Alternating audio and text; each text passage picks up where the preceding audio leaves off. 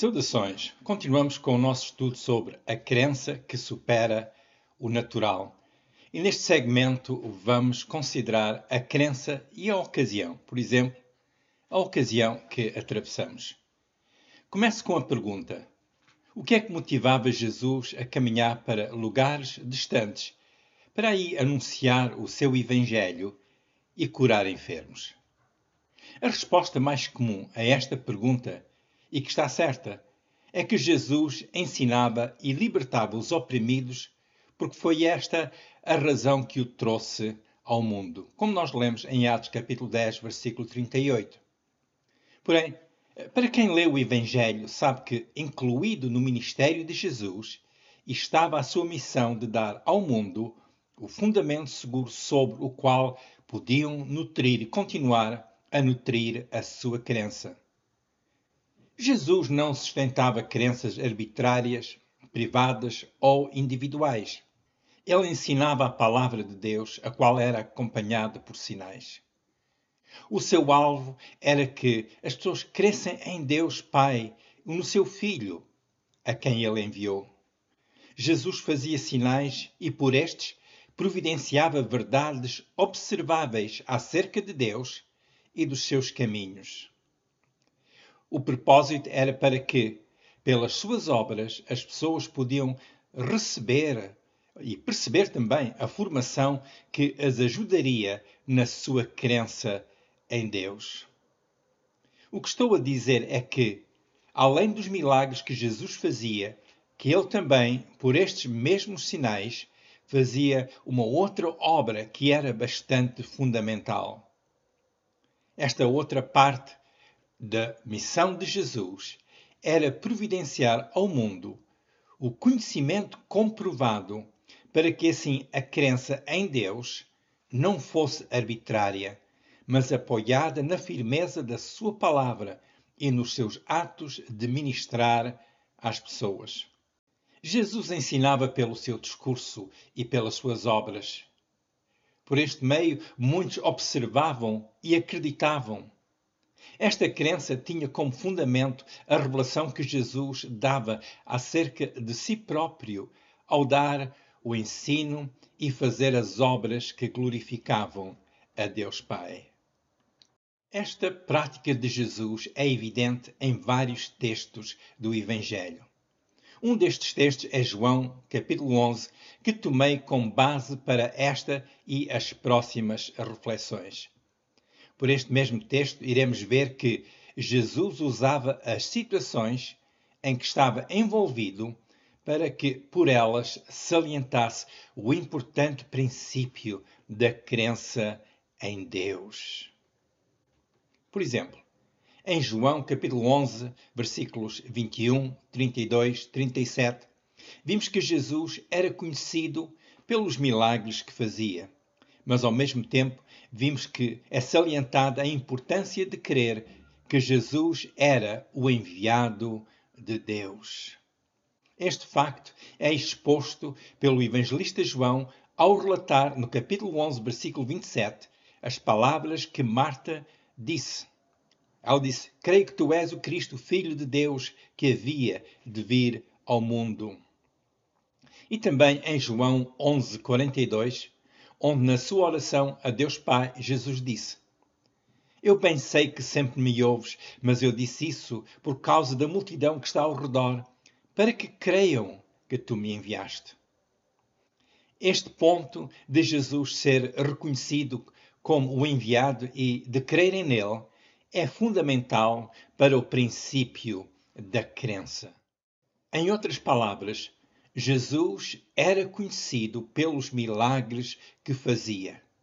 Porém, Jesus queria mais que isso das pessoas.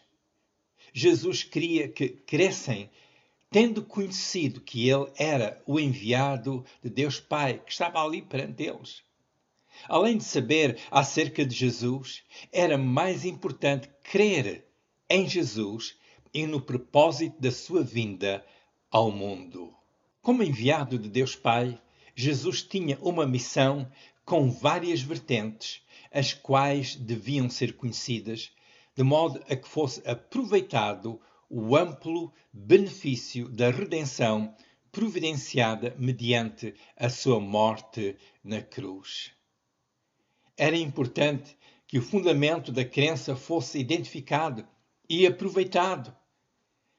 Em João 11, vimos que o princípio de ministrar da parte de Jesus incluía dar o fundamento que desse início à fé e que, pelo mesmo fundamento, continuassem a crescer na sua própria fé. E isto é que, com base em João 11, iremos considerar neste e nos próximos segmentos. Vamos refletir em como foram guiados os discípulos de Jesus. Também observaremos a forma em como foram amparadas e inspiradas as irmãs Marta e Maria e também as pessoas que as acompanhavam naquela hora do seu luto. Em João capítulo 11, nós vimos que o texto é sobre a ressurreição de Lázaro, mas também há um pouco mais. Narra-nos o que foi o trajeto da fé de certas pessoas. O evangelista João mostra-nos que estas mesmas pessoas viam-se confrontadas com situações que, no natural, lhes pareciam intransponíveis. Porém, pela obra pedagógica, ou seja, ensino de Jesus, e pelo milagre que fez, estas pessoas vieram a ser ajudadas na sua crença. Comecemos então com a leitura de João, versículos 11, 1 a 4, onde nós lemos. Estava então enfermo um certo Lázaro, de Betânia, aldeia de Maria e de sua irmã Marta. E Maria era aquela que tinha ungido o Senhor com unguento e lhe tinha enxugado os pés com os seus cabelos, cujo irmão Lázaro estava enfermo. Mandaram-lhe, pois, suas irmãs dizer: Senhor, eis que está enfermo aquele que tu amas. E Jesus, ouvindo isso, disse: Esta enfermidade não é para a morte, mas para a glória de Deus, para que o Filho de Deus seja glorificado por ela. Lemos em João capítulo 11, versículos 1 e 3, que Maria e Marta enviaram um recado a Jesus, avisando que Lázaro tinha adoecido. Pelo texto, compreendemos que Jesus não se mostrou preocupado com a situação de Lázaro. Jesus não viu nesta circunstância a vitória da morte. Antes, viu a oportunidade de Deus ser glorificado.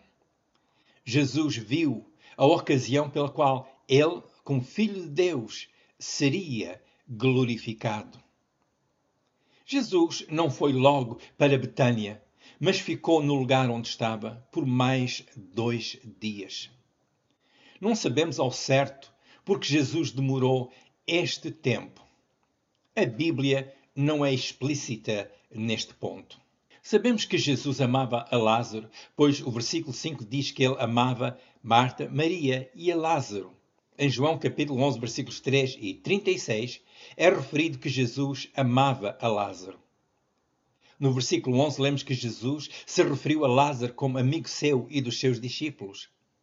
Para tentar compreender as possíveis razões de Jesus não ir logo acudir Lázaro, consideremos 2 fatores, que são os seguintes. O primeiro fator é a possível atividade em que Jesus estava envolvido quando recebeu a notícia sobre Lázaro. O outro fator está relacionado com os propósitos de Deus para aquela situação relacionada com Lázaro.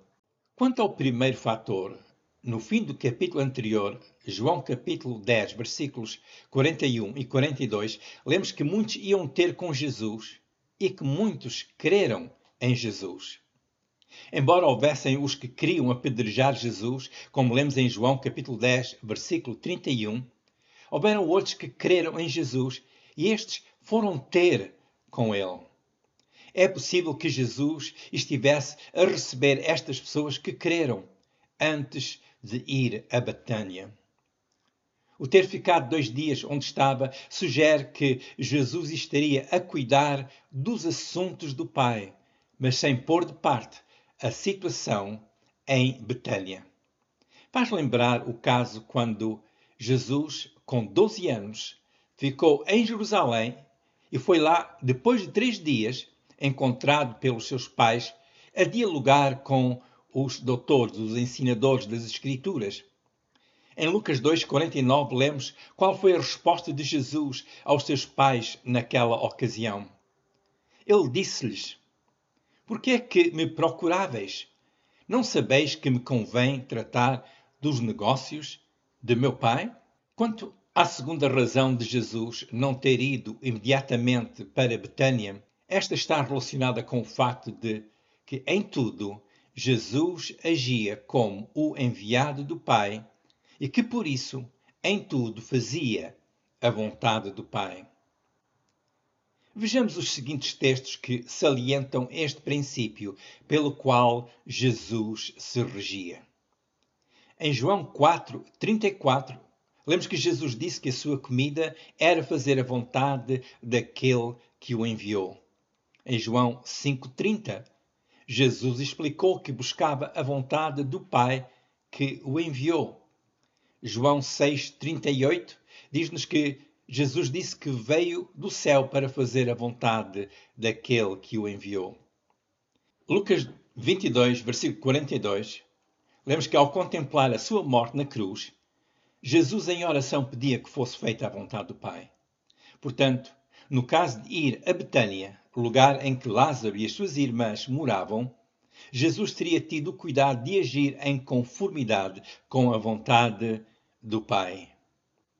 Jesus não correu para Betânia como se o seu único objetivo era ir socorrer Lázaro e dar sossego às suas irmãs. Jesus foi a Betânia porque tinha discernido o que iria suceder lá e o porquê. O texto de João 11, versículo 4, salienta que houve, da parte de Jesus, um discernimento. Notemos que Jesus disse: Esta enfermidade não é para a morte, mas para a glória de Deus, para que o Filho de Deus seja glorificado por ela.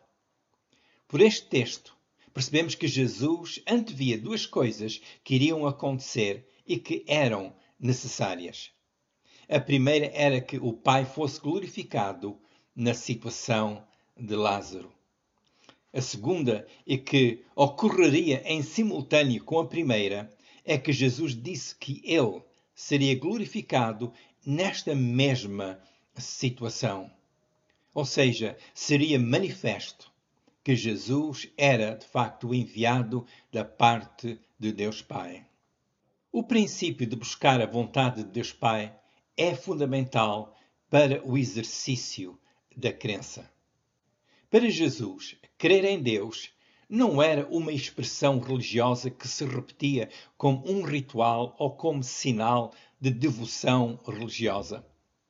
Pelo que vimos exposto na Bíblia, a crença em Deus deve acompanhar o relacionamento que o crente tem com Deus. E neste relacionamento com Deus, a sua vontade constitui uma fonte de inspiração. Jesus foi o exemplo do que é manter um relacionamento chegado com Deus Pai e de ser inspirado pelo Pai. A crença em Deus e a comunhão constante com Deus são duas práticas que Jesus sempre realçou durante o seu ministério terreno. E era assim que ele também geria o seu tempo, ou seja, as ocasiões.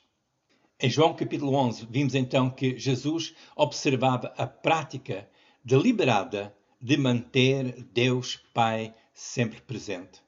Observamos esta sua prática nos seguintes textos de João capítulo 11.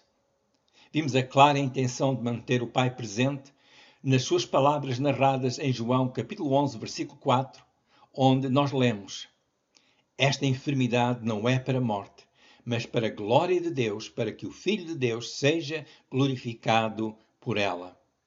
E também em João capítulo 11, versículos 41 e 42, onde lemos que Jesus, abertamente, e antes de chamar Lázaro, ele falou com o Pai. Em João 11, versículos 41 e 42, lemos então: Tiraram, pois, a pedra. E Jesus, levantando os olhos para o céu, disse: Pai, graças te dou por me haveres ouvido. Eu bem sei que sempre me ouves, mas eu disse isso por causa da multidão que está ao redor, para que creiam que tu me enviaste. Vimos, portanto, que Jesus reconheceu e confirmou a soberania de Deus no desenrolar da situação de Lázaro. Portanto, ao lermos esta narrativa em João 11, percebemos que a crença em Deus antecipa a manifestação de Deus. A ida a Betânia, 2 dias depois de ter sido informado sobre Lázaro estar doente, indica-nos que Jesus agia no tempo de Deus. A narrativa de João 11 deixa bem claro que Jesus determinou a ocasião de ir a Betânia. Em João 11:7 nós lemos: Então, depois disso, disse aos seus discípulos: Vamos outra vez para a Judeia. A frase "então depois disso", em João 11:7, segundo o texto grego, língua em que foi originalmente escrito, indica que houve da parte de Jesus uma razão para ir para a Judeia, 2 dias depois de ter recebido o recado das irmãs de Lázaro. O advérbio, então, é traduzido da palavra grega epeita e significa depois disso. Epeita implica então ou para continuar ou o que segue em sequência. O advérbio epeita indica que o que foi antes foi um precursor necessário, sugerindo que foi necessário ficar onde estava aqueles 2 dias. No português, este é o mesmo princípio. A palavra então indica naquele tempo ou naquela ocasião, que é uma expressão que está ligada ao princípio do tempo ou àquele acontecimento. O advérbio depois, então depois de traduzir a palavra grega meta, dá o significado de depois com e implica que houve ali uma mudança. Este depois é o resultado daquilo que foi antes. Sugere que foi o resultado da atividade que ocorreu antes. A expressão, então depois disso em João 11:7, favorece a ideia de que houve um propósito por terem ficado ainda 2 dias no lugar onde estavam. Como lemos em João 11:6 também, diz que ficaram lá 2 dias. Esta frase, então depois disso, indica que houve um discernimento da parte de Jesus em relação ao caso de Lázaro. Tomando o contexto em consideração, dá para entender que havia muito mais para acontecer em Betânia além da ressurreição de Lázaro. O texto de João 11 indica-nos que a ida a Betânia estava relacionada com o desenvolvimento da crença dos discípulos de Jesus. Também a crença de Marta e Maria e também das pessoas que tinham ido para estar com esta família, para as consolar. Compreendemos por isso que Jesus discerniu o tempo, ou seja, ele discerniu a ocasião, a oportunidade, a época, e determinou que iria a Betânia da Judeia na altura certa. Vimos que Jesus deu mais atenção ao tempo como ocasião, ele deu mais atenção ao tempo como oportunidade em que o Pai seria glorificado e as pessoas viessem a crer nele como o enviado. Esta ocasião era mais significativa do que a insistência dos que desejavam que Jesus fizesse um milagre logo na hora. Para Jesus, a sua ida a Betânia foi vista em termos de realizar um propósito mais amplo. O que, neste caso, era diferente do que estar a cumprir um horário ou anuir ao aviso de que Lázaro estava enfermo. Jesus não estava a agir com frieza ou indiferença para com a aflição de Marta, de Maria e de Lázaro. Jesus não estava a agir como alguém que se distancia dos enfermos e das suas enfermidades. O propósito de Jesus era ressuscitar Lázaro, mas ao mesmo tempo providenciar a evidência que ajudasse os seus discípulos, que ajudasse Marta, Maria e mais pessoas a crerem nele. Este princípio é importante. Havia necessidade espiritual da parte dos discípulos, como também em Marta e Maria. O que estava em maior relevo era a obra de Deus na vida de cada pessoa. Jesus via o natural, que estava condicionado pelo temporal, mas também via mais além. Jesus via a eternidade das pessoas. Por isso é que era importante estas pessoas crerem nele. No texto de João, capítulo 11, vimos que Jesus, propositadamente, salientou o valor da crença. Jesus falou sobre isto com os seus discípulos que não estavam com vontade de regressar à Judeia, como lemos em João 11, versículo 15. Jesus falou sobre a crença com Marta, que estava a sofrer por ter ficado sem o seu irmão, como lemos em João 11, versículos 25 e 26. Este princípio pode ser visto na resposta de Jesus a Marta, que lhe disse que, se ele tivesse estado lá, que Lázaro não teria morrido.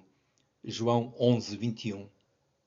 A resposta de Jesus foi ao encontro da crença de Marta, sem fazer referência ao comentário dela. Jesus não ignorou o sofrimento e o sentimento de tragédia que Marta estava a viver. Porém, levou-a a refletir no valor mais importante, que era ela crer. Jesus sentia a dor destas irmãs, como podemos ver em João 11. Lemos em João 11:33 que Jesus, vendo Maria e as pessoas que a acompanhavam a chorar, que ele moveu-se muito em espírito e perturbou-se. João 11:35 diz-nos que Jesus, ele próprio, chorou. João 11:36 comenta que os judeus observaram, eles viram que Jesus amava a Lázaro. João 11:38 refere que Jesus moveu-se outra vez muito em seu espírito e foi ao sepulcro. Mas notemos que Jesus olhava para o além do natural. Para ele havia outro princípio importante. Ele olhava para onde estava Deus e a provisão divina. No natural, Jesus estava com as pessoas no seu sofrimento. Mas no plano de Deus, Jesus orientava-se segundo os princípios e propósitos mais elevados do que o sentimento de ansiedade ou o comportamento inspirado pelo sentimento da urgência. O tempo de Jesus agir não era pautado pelo conselho ou pelo nervosismo dos homens. O tempo de Jesus agir não era determinado pelas circunstâncias que ocorriam no natural terreno. O tempo de ir a Betânia foi caracterizado pelo que Jesus iria lá fazer. No natural, Maria, Marta e os judeus que tinham ido para estar com eles esperavam um milagre realizado a tempo por Jesus. Este milagre teria evitado a morte de Lázaro.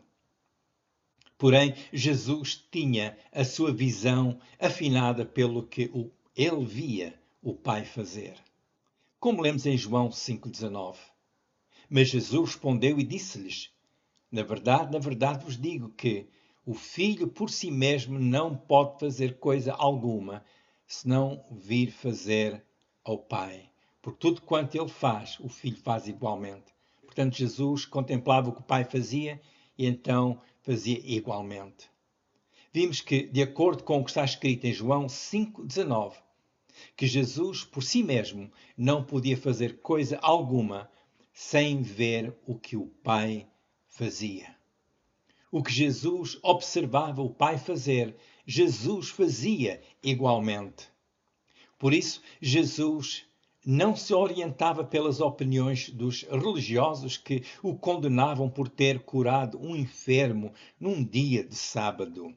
Podemos comparar este texto de João 5,19 com João capítulo 12, versículos 49 e 50, que nos diz: Porque eu não tenho falado de mim mesmo, mas o Pai que me enviou, ele me deu mandamento sobre o que hei de dizer e sobre o que hei de falar. E sei que o seu mandamento é a vida eterna. Portanto, o que eu falo, falo como o Pai me tem dito. Este texto de João 12 deixa bem claro que Jesus dependia do Pai sobre o que ele próprio diria. Portanto, a ida de Jesus a Betânia iria beneficiar muitas pessoas, porque era esta a vontade de Deus Pai.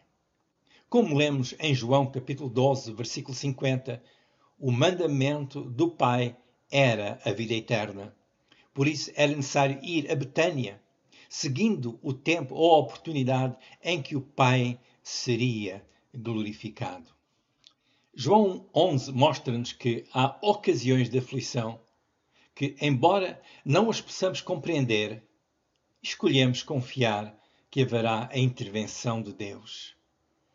A nossa situação poderá estar a seguir um propósito que transcende o nosso entendimento. Para Marta e Maria, a intervenção de Jesus parecia estar a tardar. Porém, diante de Deus, a ocasião era outra. Era a ocasião em que a glória de Deus seria vista a ser manifesta em formas diferentes e tocando em muito mais vidas. Era a ocasião em que iriam receber muito mais de Deus. Este princípio de elevar a visão para além do natural é propício para o exercício da crença.